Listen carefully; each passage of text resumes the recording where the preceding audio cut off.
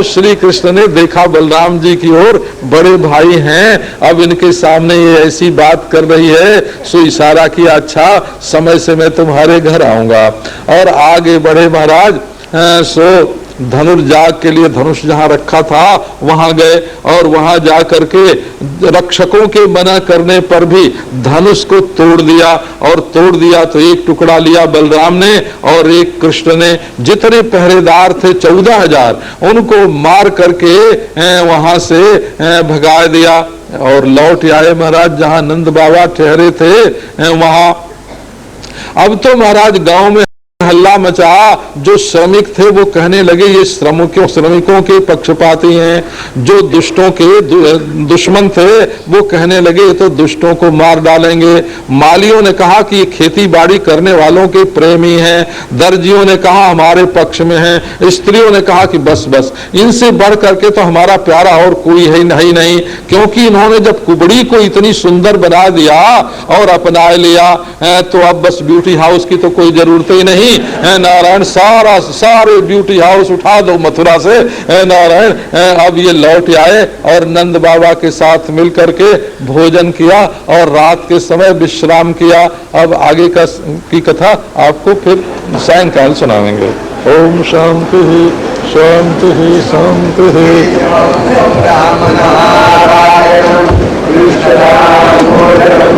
कितने अध्याय हो गए ध्यान रखिए। वृंदावन जाएंगे उनको बीमार जाने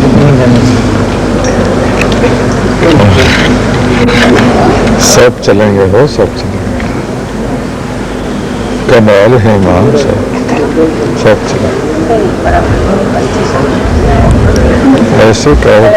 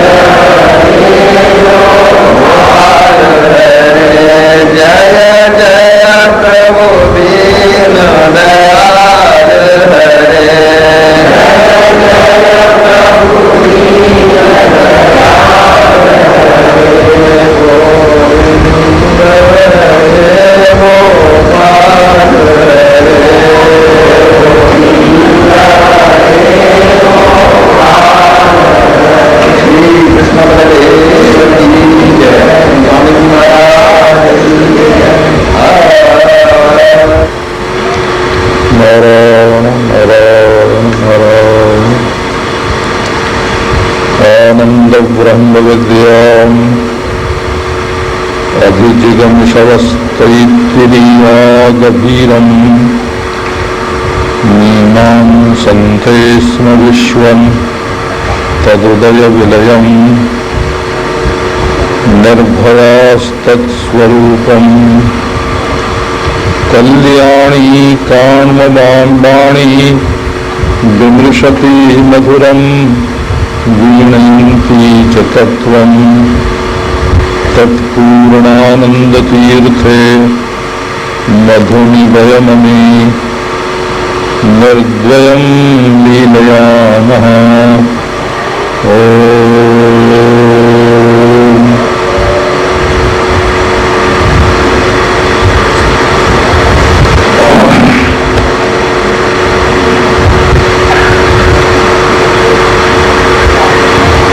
भगवान श्री कृष्ण तो मथुरा देख दिखा के लौट आए नंद बाबा के शिविर में और वहां खान पान करके आराम से सो गए। निर्द्वंद निद्रा आ गई निर्भय।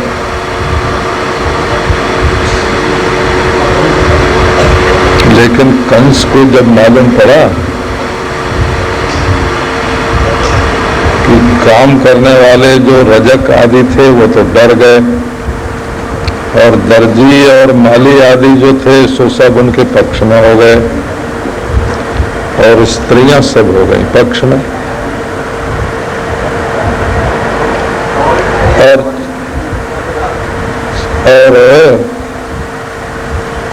14,000 राक्षसों को 2 बालकों ने मार दिया। तो दीर्घ प्रजागरो भीता कामिनम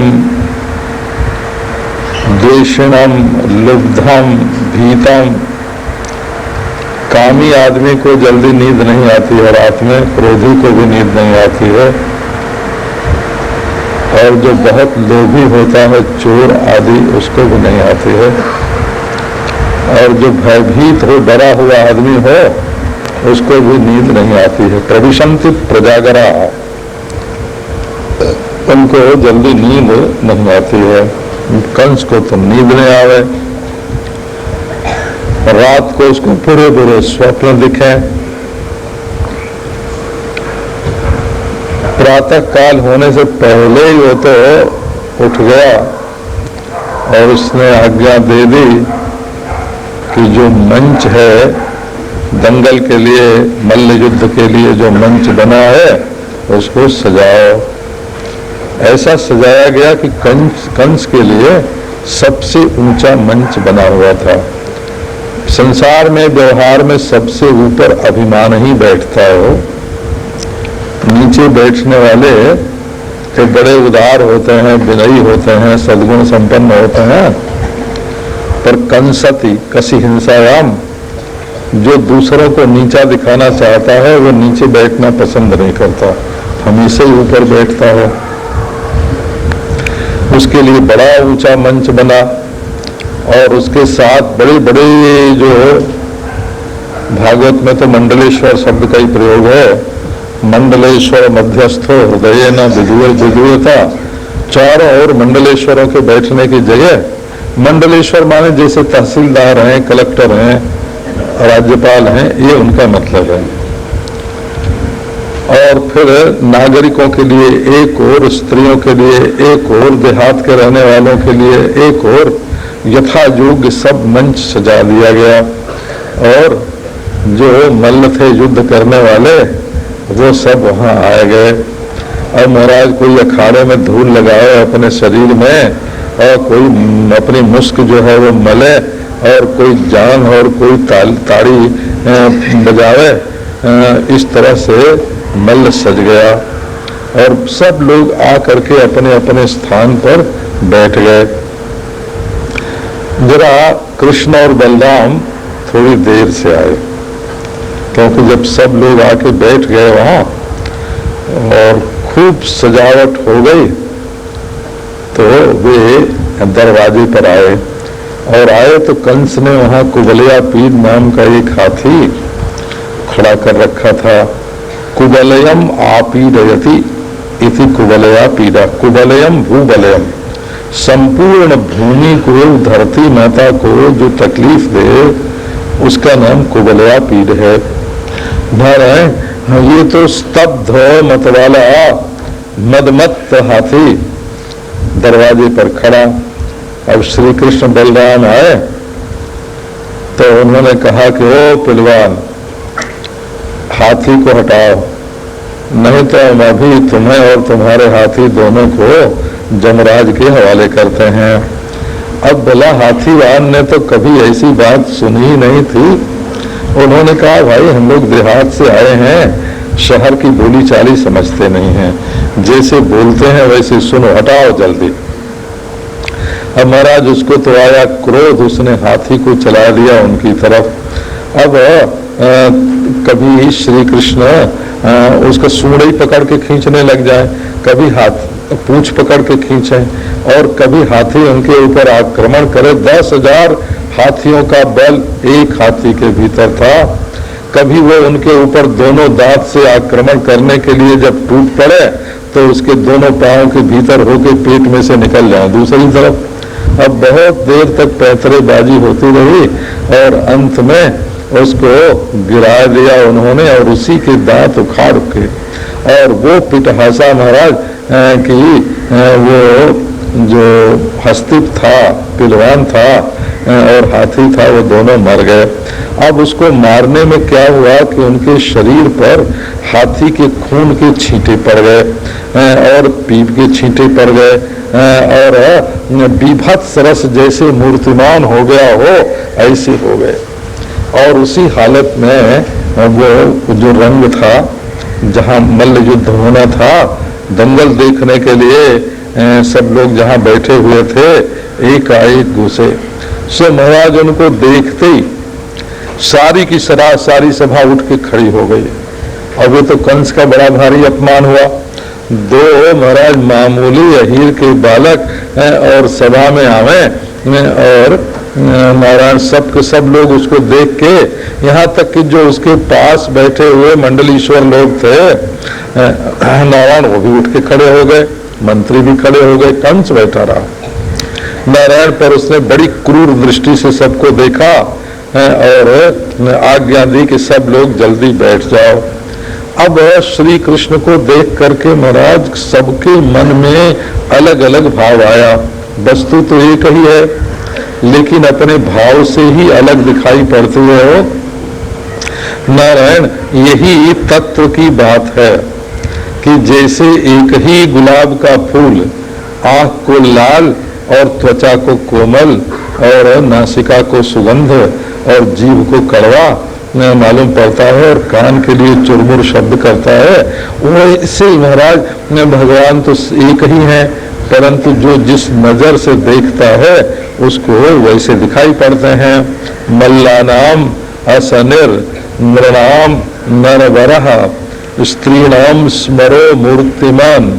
पहलवानों ने देखा कि ये कोई वज्र आ रहा है, ये शरीर इसका हाड़ मांस का बना हुआ नहीं है, हीरे का बना हुआ शरीर है। वज्र शब्द का अर्थ संस्कृत में हीरा होता है, बड़ा कठोर होता है, लोहे से नहीं टूटता है। मल्लानाम असनिर नृणाम नरवरः। जो मनुष्य थे उनको मालूम हुआ हम लोगों में कोई श्रेष्ठ है, और स्त्रियों को मालूम पड़ा कि ये तो साक्षात कामदेव ही आ रहा है।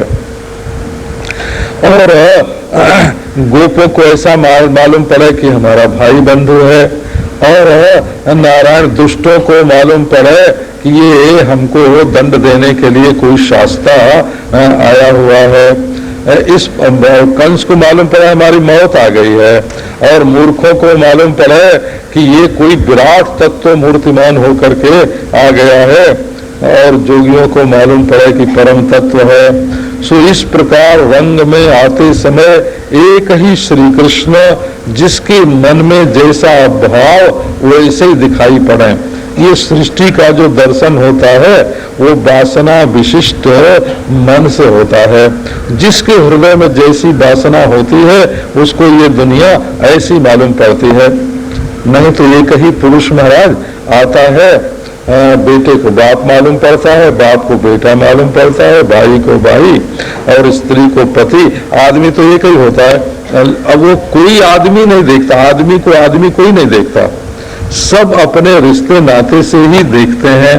ऐसे ही भगवान की बात है।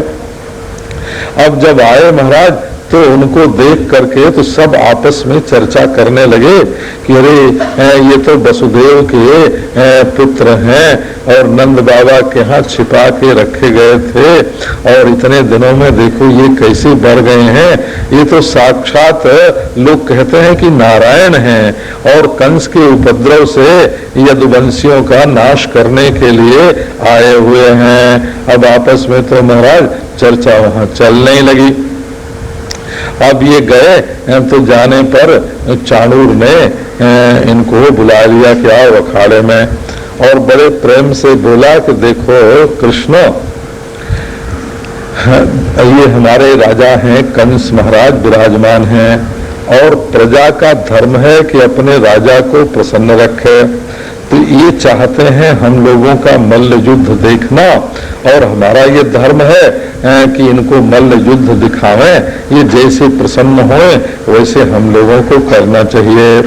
श्री कृष्ण ने कहा कि भाई चाणूर जी, तुम जो कहते हो सो तो बहुत ठीक है, इसमें कोई दोष नहीं है। हमें भी महाराजा को मल्ल युद्ध माने कुश्ती हो, कुश्ती लड़ना का ये तो दिखाना ही है।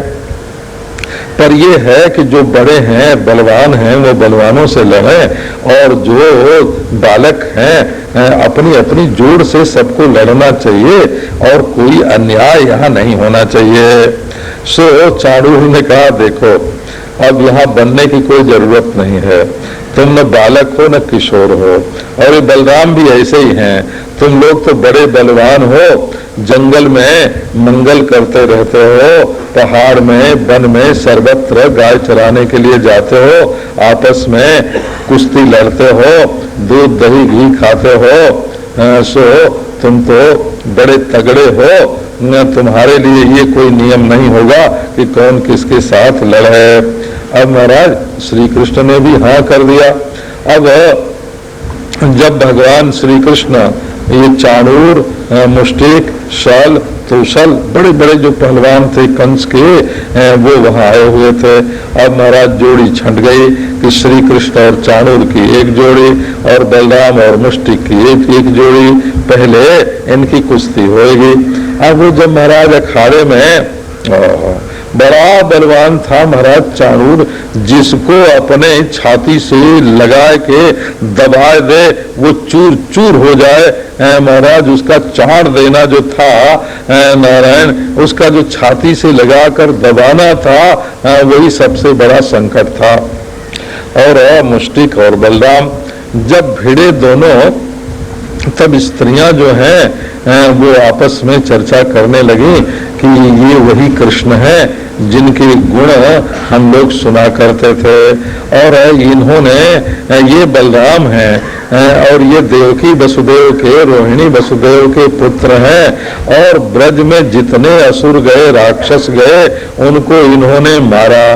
और धन्य है वे ब्रज की स्त्रियां जिन्होंने वहाँ चलते फिरते खाते पीते इनका दर्शन किया है। गाय दोहने में इनका दर्शन, धान कूटने में इनका दर्शन। धन्या ब्रज स्त्रिय उरुक्रम चित्त जाना, जा दोहने वहनने मथनोपलेप प्रंकेंकनार्घ रुदितोक्षामार्जनादो। झाड़ू लगाते कृष्ण को देखें, नारायण बर्तन धोते कृष्ण को देखें, नहाते धोते कृष्ण को देखें। धन्य है, हम लोगों को तो बहुत दिन के बाद दर्शन मिला है। अब वो तो प्रेम में मगन हो गई, लेकिन उनको ये डर हुआ कि ये सुकुमार शरीर और ये वज्र के समान कठोर कंस के मल्ल कहीं ये अन्याय न करें इनके साथ। वहां महाराज कंस ने दिखाने के लिए कि तुम्हारे बच्चों को हम कैसे चूर चूर करवाते हैं, देवकी वसुदेव को भी जेल खाने में से निकाल के और वहां ला करके बैठा दिया था। बड़ा क्रूर महाराज अकरुण कंस। अब वो देख करके सब के सब मन में यही सोचने लगे कैसे इनका मंगल हुए। जब दोनों भिड़े महाराज, ऐसी बढ़िया युद्ध कला का वर्णन है मल्ल युद्ध के संबंध में, तो संस्कृत भाषा में कई ग्रंथ हैं कि कुश्ती कैसे लड़ना चाहिए। अब आजकल तो लोग कोरस की किताब पढ़ते हैं, उसमें कोरसा, उसमें क्या रस है, कोई रस वस तो है नहीं। अब महाराज क्या हुआ कि दोनों हाथ से हाथ मिलाए करके और सिर से सिर भिड़ा के और पांव से पांव भिड़ा करके, और वो जोर जो लगाने लगे महाराज, कभी ऊपर उठा के ऊपर फेंक दें, कभी नीचे गिरा के चढ़ बैठे, कभी छाती से दबा दें। वो जो युद्ध होने लगा वो बलवत युद्ध, एक बलवान और एक देखने में बालक, वो युद्ध देख करके जो श्रेष्ठ लोग थे उन्होंने तो कहा बाबा ऐसा अन्याय का युद्ध देखना ही नहीं चाहिए। सभा वान प्रवेष्टव्या वक्तव्यम व समंजसम, नारायण सभा में जाना ही नहीं चाहिए, पहली बात तो ये है। और जाए तो वहां जो धर्म की बात हो वो कहनी चाहिए। और अब्रुवन विब्रुवन बापी नरक किलविष भाग भवेत, यदि वो वहां न्याय देख करके भी चुप रह जाए या विपरीत बोले तो वो पापी होता है। सो भले मानुषों को तो यहाँ से चले जाना चाहिए, लेकिन वो भी कंस से डरे महाराज। इतने में नारायण श्री कृष्ण ने दबा लिया चाणूर को और चूर चूर कर दिया। अब उधर बलराम और मुष्टिक की लड़ाई हो रही। मुष्टिक जो है वो घूसे की लड़ाई में बड़ा निपुण था।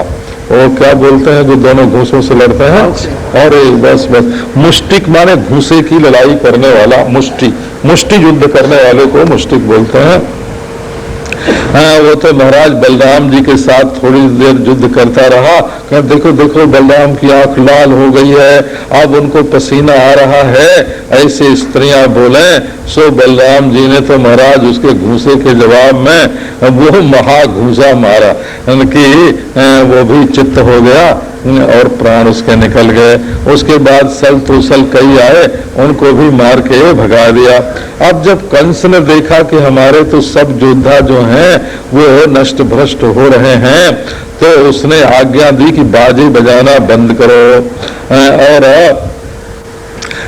ये जो ब्रज से आए हुए हैं ग्वाले, इनको सबको कैद कर लो, और ये जो रामकृष्ण हैं इनको मार डालो। वो अपने मंच पर से ये आदेश पर आदेश देता जा रहा था, सुनने वाला तो कोई था नहीं।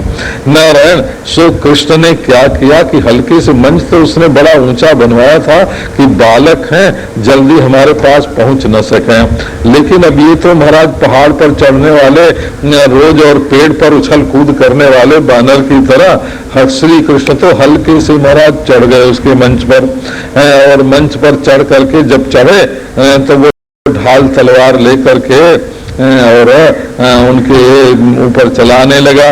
सो श्री कृष्ण ने नारायण महाराज धीरे से उसके मुकुट को खींच लिया, और जब मुकुट को खींच लिया नंगे सिर हो गया हो, और उसके बाद धीरे से वो तो डर के मारे ही हो कृष्ण को देखते ही कंस का तो हार्ट फेल ही हो गया। नारायण अब उसको उन्होंने जरा सा धक्का दिया, मंच से नीचे गिरा और वे उसके ऊपर चढ़ बैठे। अब श्री कृष्ण का भार तो वो कहाँ से सहता, पर उसके शरीर में से भी एक ज्योति निकली। असल में कोई पापी हो, पुण्य आत्मा हो, अब देवता हो, दैत्य हो, भला हो, बुरा हो, जो आत्म ज्योति है वो तो जो श्री कृष्ण की आत्म ज्योति है वही सबकी आत्म ज्योति है।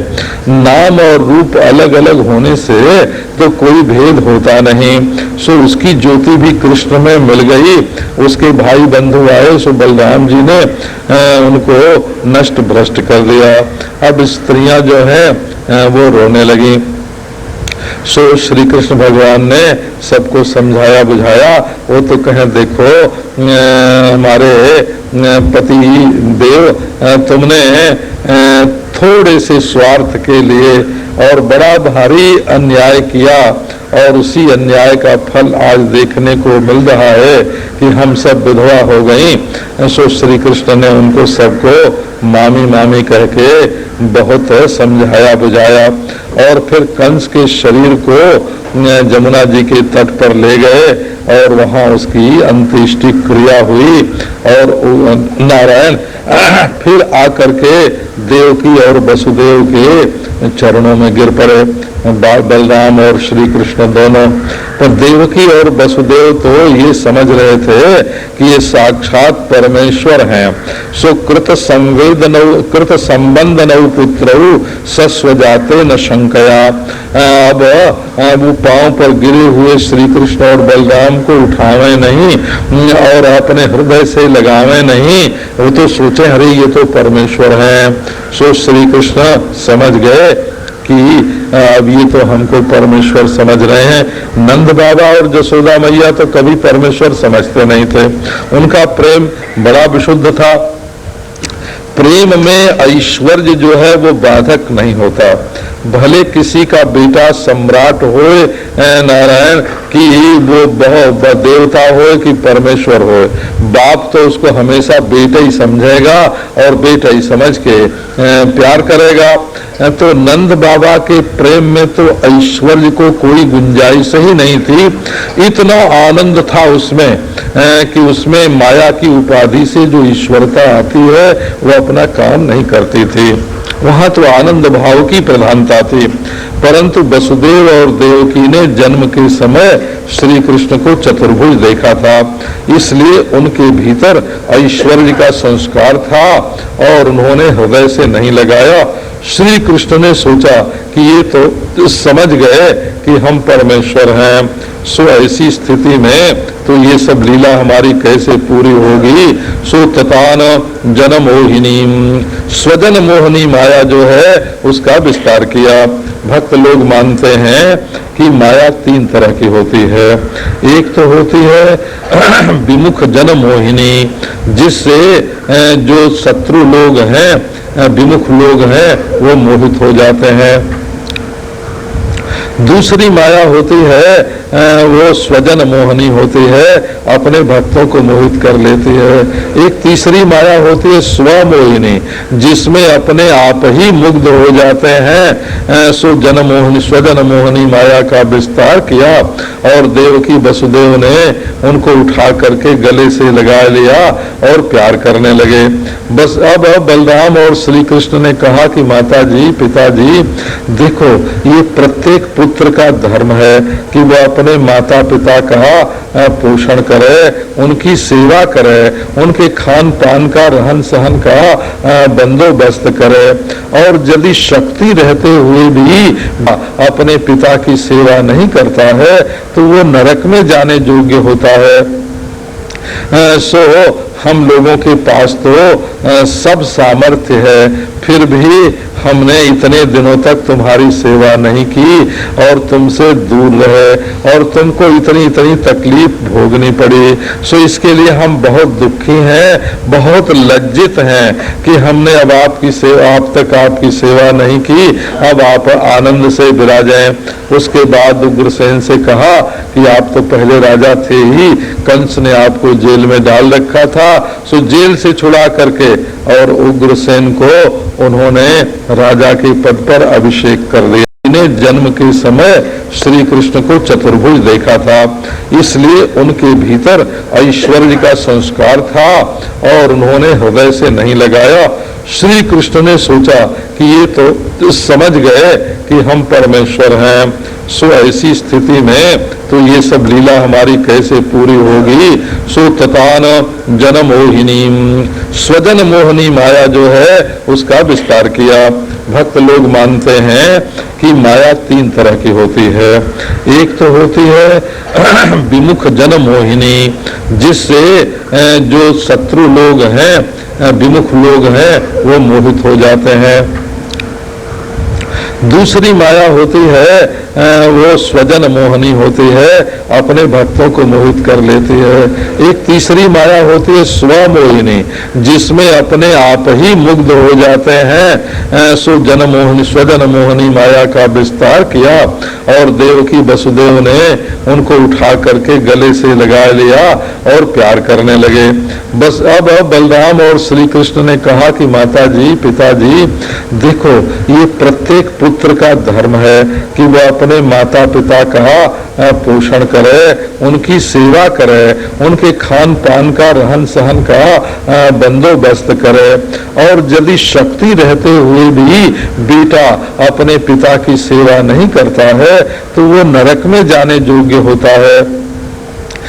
सो हम लोगों के पास तो सब सामर्थ्य है, फिर भी हमने इतने दिनों तक तुम्हारी सेवा नहीं की और तुमसे दूर रहे और तुमको इतनी इतनी तकलीफ भोगनी पड़ी। सो इसके लिए हम बहुत दुखी हैं, बहुत लज्जित हैं कि हमने अब आपकी सेवा, आप तक आपकी सेवा नहीं की, अब आप आनंद से विराजें। उसके बाद उग्रसेन से कहा कि आप तो पहले राजा थे ही, कंस ने आपको जेल में डाल रखा था, सो जेल से छुड़ा करके और उग्रसेन को उन्होंने राजा के पद पर अभिषेक कर दिया और बोले कि हम आपके आज्ञाकारी हैं, देव निधारय, आप हमको आज्ञा कीजिए कि आपका क्या काम करें। ये देखो ईश्वर की ईश्वरता यही है हो कि वो छोटा बनने से भी, आज्ञाकारी बनने से भी उसकी जो स्वाभाविक ईश्वरता है उसमें कोई बाधा नहीं पड़ती।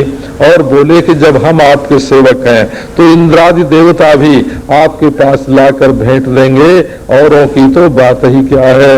उग्रसेन को स्वस्थ किया और नारायण जो मथुरा के निवासी दूर दूर चले गए थे उन सबको बुला करके वहां बसाया और नित्यम निरीक्षमाणा नाम जदपि नारायण हमेशा मथुरा के लोग देखते थे, लेकिन जो बुढ़े हो गए थे दुख के मारे, अब श्री कृष्ण के दर्शन से वो सब के सब जवान हो गए, सबको घर मिल गया, रहने सहने की व्यवस्था मिल गई, अपना व्यापार मिल गया, काम धंधा मिल गया। नारायण इधर तो ये हुआ। अब इधर श्री कृष्ण जो है वो नंद बाबा के पास गए और वहां जा करके नंद बाबा को प्रणाम किया और बड़ी बड़ी वस्तुएं भेंट में दी और बोले कि असल में तो हमारे माता पिता आप ही हैं, क्योंकि जो बालक का पालन पोषण करता है वही पिता होता है। ये बात देखने में अच्छी लगती है महाराज, लेकिन ये वज्र से भी कठोर है। नंद बाबा की आंखों से तो झरझर आंसू गिरने लगे कि देखो हमारा बेटा जो है वो कह रहा है हमसे कि आपने हमारा पालन पोषण किया है, चुपचाप कुछ बोले ही नहीं। और नारायण श्री कृष्ण ने कहा कि यहाँ का काम करके मथुरा की व्यवस्था, राज्य की व्यवस्था ठीक ठाक करके मैं फिर आप लोगों का दर्शन करने के लिए वहाँ आऊंगा। सो नंद बाबा अपनी मंडली के साथ ब्रज में लौट गए और ब्रज में जब गए तो जसोदा मैया बिना कृष्ण के नंद बाबा को देख करके व्याकुल हो गईं और उन्होंने तो कह दिया कि महर तुम बिना कृष्ण के लौटे कैसे, तुम्हारे प्राण शरीर में बिना कृष्ण के रह गए और यहाँ लौट आए, हाय हाय तुम कैसे जीवित रह गए कृष्ण के बिना। अब तो नारायण नंद बाबा बोले कि देखो महर बात यह है कि हमारे कृष्ण का, कन्हैया का जो हृदय है वो बड़ा सुकुमार है, यदि उसके कान में ये खबर कभी पड़ जाएगी कि मेरे वियोग में नंद बाबा जसोदा मैया मर गए तो उसको कितना दुख होगा। तो हम लोग घुल घुल करके जीवन भर अपने को दुखी बना लेंगे, दुख सह लेंगे, लेकिन हमारे मरने का समाचार कभी श्री कृष्ण के कान में न पड़े, अपने प्यारे को किसी प्रकार दुख न पहुंचे, यही प्रेमी का कर्तव्य है। सो नंद बाबा, जसोदा मैया, गोप ग्वाल ये सब एक न एक दिन श्री कृष्ण आवेंगे, इस आशा को लेकर के और घर में रहने लगे। इधर वसुदेव जी ने देखा कि हमारे बालक तो अब 12वें वर्ष में प्रवेश कर रहे हैं और क्षत्रिय का यज्ञोपवीत संस्कार 12वें वर्ष में होना चाहिए। सो उन्होंने इनके जन्म के समय जो संकल्प किया था कि हम 10,000 गायों का दान करेंगे, सो वो गोदान पहले कर दिया और उसके बाद ब्राह्मण बुला करके यज्ञोपवीत संस्कार करवाया। यज्ञोपवीत माने अपने जीवन में एक नियम और एक व्रत धारण करना। फिर ये अभक्ष्य है, इसको नहीं खाएंगे, नारायण यह कार्य है, इसको नहीं करेंगे, इस तरह से अपने जीवन में ये चीज अग्राह्य है, इसको नहीं लेंगे, ये अवाच्य है, इसको नहीं बोलेंगे, अपने जीवन को यज्ञ के रूप में बना लेने का नाम यज्ञोपवीत संस्कार है। अब तो वो यज्ञ के लिए तैयार हो गए। और नारायण इसके बाद मथुरा का ठीक मथुरा की व्यवस्था बना करके चुपके से महाराज लोगों ने कहा यज्ञोपवीत संस्कार हुआ है तो पहले गायत्री का अनुष्ठान जरूर करना चाहिए। इसलिए श्री कृष्ण कहीं एकांत में बैठ करके इस समय गायत्री का अनुष्ठान कर रहे हैं। लोगों को ये नहीं मालूम पड़ा कि श्री कृष्ण मथुरा से कहीं बाहर चले गए हैं या बलराम जी बाहर चले गए हैं, नहीं तो बाहर के जो शत्रु हैं वो मथुरा पर आक्रमण कर देते। अब चुपके से महाराज रथ में बैठ करके बलराम और श्री कृष्ण उज्जैनी गए। उज्जैन जिसको आजकल बोलते हैं अवंती, उज्जैन, वहां एक काशी के पंडित जी रहते थे। वो पंडित जी काशी के थे, ये बात साफ साफ भागवत में है। काश्यम सांदीपनी नाम, उनका नाम था सांदीपनी, और काशी के थे। पति पत्नी दोनों रोज संध्या दोनों अपने नित्य कर्म करते और पंडित जी अग्निहोत्र करते और विद्यार्थियों को विद्याओं का दान करते थे। विद्या दानम परम दानम, विद्या दान से बढ़ करके और कोई दान नहीं है। ये जो रुपया पैसा देने वाले लोग समझते हैं कि हम बड़ा भारी दान करते हैं, वो विद्या दान से बड़ा नहीं है। विद्या दान से बड़ा है तो एक ही दान है, वो अभय दान है। नारायण संसार में जो डरा हुआ है इस लोक से, परलोक से, स्वर्ग से, नरक से, नारायण पाप से, पुण्य से, उसको निर्भय बना देना, अभय कर देना, ये सबसे बड़ा दान है। अभय दान से बड़ा और कोई दान सृष्टि में नहीं होता। अब पंडित जी विद्या दान करते थे। ये महाराज जब रथ पर बलराम और श्री कृष्ण चढ़ के जा रहे थे उज्जैन, तो रास्ते में देखा कि एक गरीब लड़का जो है वो फटा चीथड़ा पहने हुए और रास्ते पर पड़ा है, उसके पांव में कांटे गड़े हैं, भूखा है, प्यासा है। सो श्री कृष्ण बलराम ने अपना रथ रोक लिया और बालक के पास गए कि बेटा तुमको भाई तुमको क्या दुख है। उसने बताया कि मैं जा रहा था गुरुकुल में पढ़ने के लिए, सो रास्ते में कांटा गड़ गया, खाने को भिक्षा नहीं मिली, मैं भूखा प्यासा यहाँ पड़ा हूँ। सो बलराम श्री कृष्ण ने उसको खिलाया पिलाया भी, उसका कांटा निकाला, उसको स्वस्थ किया, अपने रथ पर बैठा करके सांदीपनी जी के पास ले गए और तीनों जैसे भाई भाई हों ऐसे जा करके सांदीपनी ऋषि से मिले और उनसे उन्होंने विधि पूर्वक विद्या ग्रहण की। विद्या की विधि ये होती है कि गुरु जी से ये न कहे कि आप हमको पढ़ाइए, उनकी सेवा करे। जब गुरु जी को नारायण मौज हो पढ़ाने की, तब वो कहें कि अब आओ और ग्रंथ लेके आओ या ऐसे आओ और वो विद्या का दान करें। गुरु जी के ऊपर कोई दबाव नहीं, उनको कोई फीस नहीं दी जाती है, उनको कोई वेतन नहीं दिया जाता है, क्योंकि वेतन लेने वाले लेकर पढ़ाने वाले को तो शास्त्र में अच्छा नहीं समझते हैं। अब 64 दिन रात में उन्होंने समग्र विद्या जो है, समग्र कला, 64 कला की शिक्षा श्री कृष्ण और बलराम को दे दी। वो वेद में और वेदांग जितने 6 जो अंग हैं नारायण, वो व्याकरण और छंदस और निरुक्त और शिक्षा, नारायण ज्योतिष, इन सब अंगों का उन्होंने अध्ययन करा दिया और 7 दर्शन उन्होंने पढ़ लिए।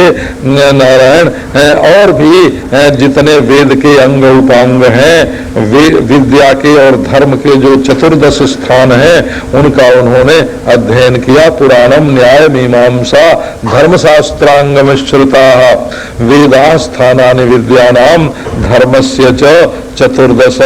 सब अध्ययन कर लिया, यहाँ तक कि युद्ध विद्या भी उनसे सीख ली, गांधर्व विद्या भी सीख ली, आयुर्वेद विद्या भी सीख ली, क्योंकि बिना गुरु के सीखी हुई जो विद्या होती है वो समय पर काम नहीं देती है। विद्या परंपरा से प्राप्त होनी चाहिए, जैसे एक दिया से दूसरा दिया जलता है नारायण, इसी प्रकार एक हृदय में से दूसरे हृदय में विद्या का संचार होना चाहिए। वो जो गुरु का संकल्प है वो विद्या देता है। ये जो चुपचाप एकांत में बैठ के लोग नोट कर लेते हैं और लोगों की बात याद कर लेते हैं और फिर दूसरों को सुनाते हैं, वो मालूम पड़ता है कि ये इनकी विद्या नहीं है, ये तो कहीं से चोरी की हुई विद्या है, वो स्पष्ट हो जाता है। गुरु से ही विद्या का अध्ययन करना चाहिए। अब उन्होंने अपने गुरु जी से कहा कि महाराज विद्या का अध्ययन तो हो गया, अब आप कुछ दक्षिणा लीजिए। सो नारायण गुरु जी सोचने लगे कि हम इनसे क्या मांगे। अब उनको कुछ सूझे ही नहीं। निष्काम ब्राह्मण, उन्होंने निष्कारण अध्ययन किया और निष्कारण अध्यापन करा। मैं ब्राह्मण है ना, निष्कारणम सदंगो वेदो ध्येयो ज्ञेयश्च, ये महाभाष्य की उक्ति है।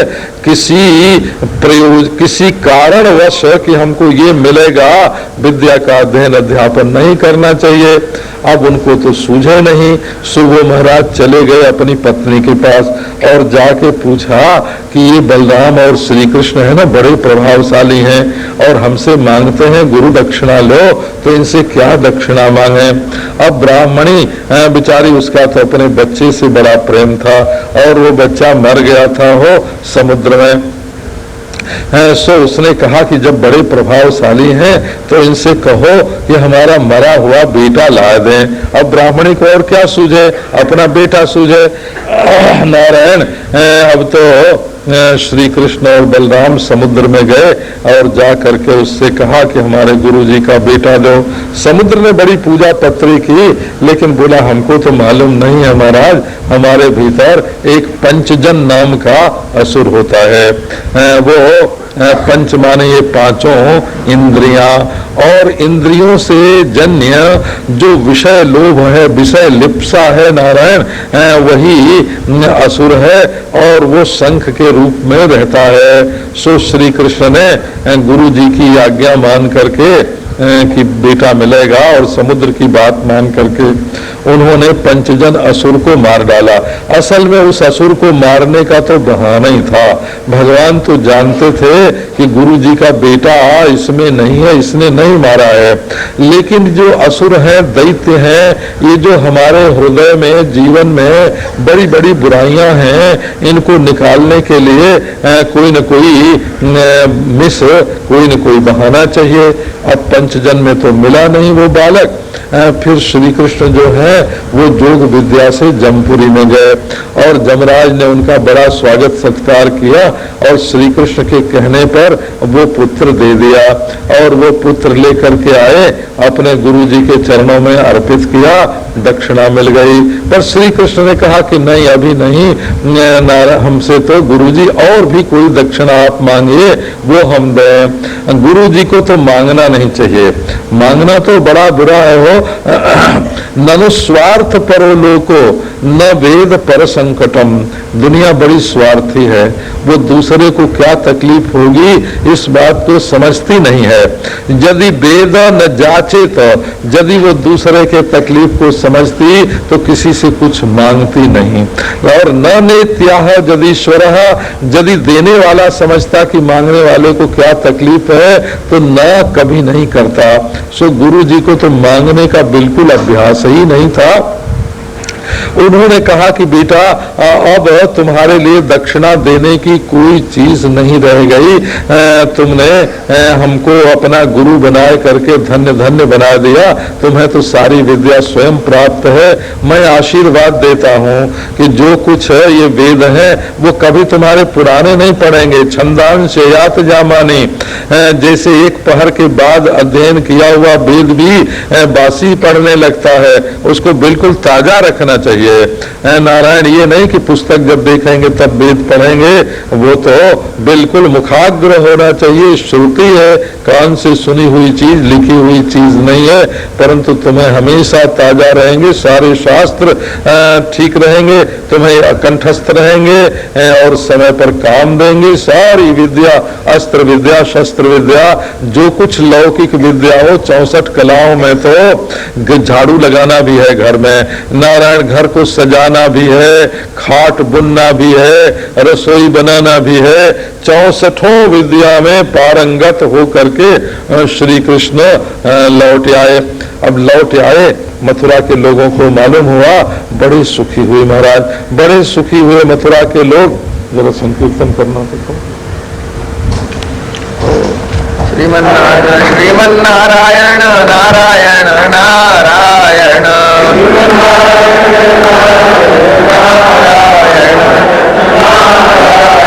श्रीमन्नारायण नारायण नारायण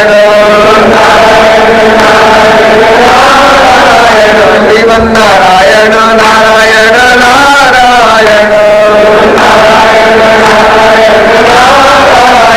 श्रीमन्नारायण नारायण नारायण श्रीमन्नारायण नारायण नारायण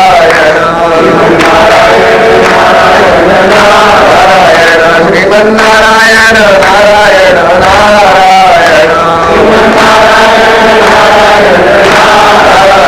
गुरु नारायण नारायण नारायण हरि नारायण नारायण नारायण श्रीमन्नारायण नारायण नारायण श्रीमन्नारायण नारायण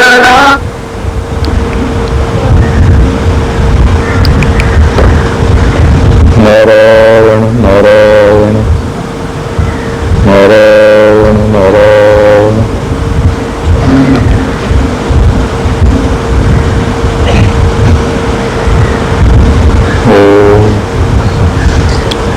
कालिंदी कूल कुंजांतर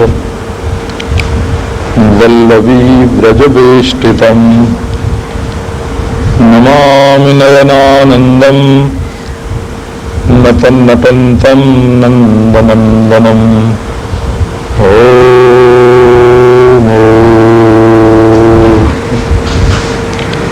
जब मथुरा की सब व्यवस्था ठीक हो गई तो श्री कृष्ण ने अपने सच्चे प्रेमी उद्धव जी को बुलाया। उद्धव जी क्या हैं? भगवान की उत्सव मूर्ति हैं। उत्सव को ही उद्धव कहते हैं। आजकल भी ये प्रथा है दक्षिण के मंदिरों में कि एक मूर्ति तो अचल रहती है मंदिर के भीतर और दूसरी चल मूर्ति होती है जो उत्सव में बाहर निकाली जाती है, घुमाई जाती है। नारायण तो ऐसे श्री कृष्ण तो हैं अचल मूर्ति और उद्धव जी हैं चल मूर्ति, लेकिन ये भगवान के समान ही है। नोद्धवो नोपि मन न्यूनो, उद्धव जी श्री कृष्ण से कम नहीं है। क्यों? कब जद गुणई नारदिता प्रभु, उनके मन में विषय वासना नहीं है, विषयों ने उनको अपना गुलाम नहीं बनाया। अब कहो भाई केवल प्रेमी होने से तो काम नहीं चलता, कोई गुप्त बात कहनी हो और प्रेमी से कह दिया और प्रेमी निकला बेवकूफ, वो महाराज उड़ा दे बात। तो बुद्धि सत्तमहा, बड़े बुद्धिमान भी थे उद्धव जी का। अच्छा बुद्धिमान भी थे पर कहीं अनपढ़ हो तो कब बोले नहीं, शिष्यो बृहस्पति साक्षात, साक्षात बृहस्पति के शिष्य थे और जदुवंशियों के मंत्री थे। मंत्रणा कैसे की जाती है ये उनको मालूम था और श्री कृष्ण के सखा। सो उनको एक दिन श्री कृष्ण ने एकांत में बुलाया और बुला करके उनसे अपने हृदय की जो बात थी वो प्रकट की। आजकल के लोग महाराज तरह तरह की बात करते हैं। मैंने एक पुस्तक पढ़ी, उसमें ऐसे लिखा था कि एक दिन श्री कृष्ण जमुना जी के किनारे बैठे थे और उसमें देखा कि एक स्वर्ण वर्ण कमल जो है सोने के समान चमकता हुआ पीला पीला कमल बह रहा है। वो कमल श्री राधा रानी ने वृंदावन में श्री कृष्ण के उद्देश्य से जमुना जी में डाला था और उसको उन्होंने पकड़ लिया। अब तो राधा रानी की याद आ गई। ये बात वैसे देखने में बहुत अच्छी लगती है, परंतु राधा रानी की याद श्री कृष्ण को किसी निमित्त से आती है, कमल देख करके आती है। इससे तो उनके प्रेम की कमी सूचित